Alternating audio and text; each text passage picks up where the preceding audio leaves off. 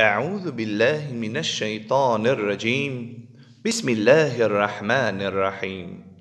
Teški grijesi. Šta su teški grijesi? Pored malih i velikih grijeha, čovjek može u svome životu učiniti i teške grijehe. Teški grijesi su grijesi koji počinioca izvode iz vjere Islama. Zato je jako važno da muslimani i muslimanke imaju znanje o ovoj vrsti grijeha. Koji su teški grijesi? Prvi je kufr, nevjerovanje u Allaha dželešanuhu i ostale temeljne istine vjere te njihovo poricanje. Zatim širk, pripisivanje druga Allahu dželešanuhu, to jest vjerovanje da uz Allaha postoje i druga božanstva. Koji su još teški grijesi? Riddet, napuštanje vjere Islama, to jest kada osoba javno izjavi da napušta vjeru Islam ili izjavi da više nije musliman. Zatim nifak, licemjerstvo u vjeri, ako osoba javno ističe da vjeruje, a u tajnosti svoje vjerovanje poriče. Koji su još teški grijesi? Omalovažavanje, ismijavanje i psovanje Allaha dželešanuhu, njegovih poslanika, Kur'ana, Kabe, namaza, džamija i drugih islamskih svetinja. Zatim poricanje farzova, Allahovih naredbi i harama, Allahovih zabrana.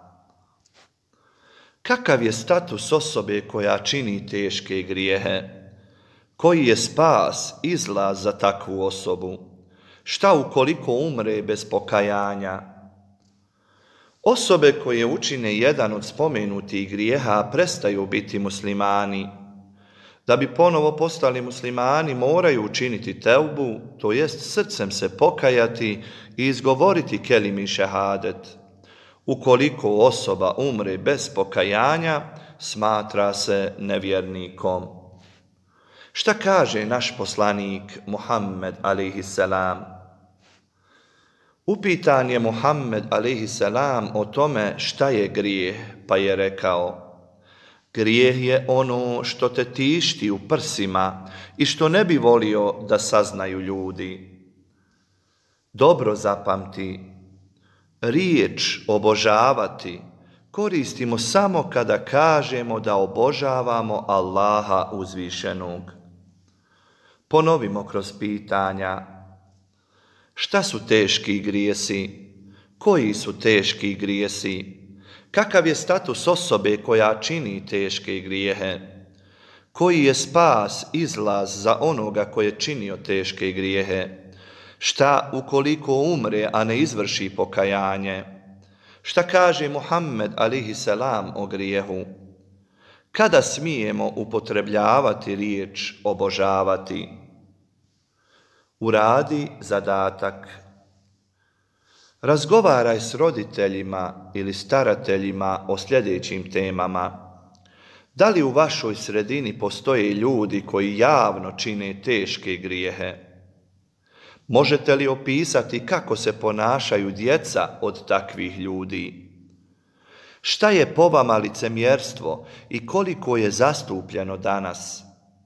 Zabilježi bitne detalje, a na mektepskoj pouci sa muallimom nastojte doći do zaključaka.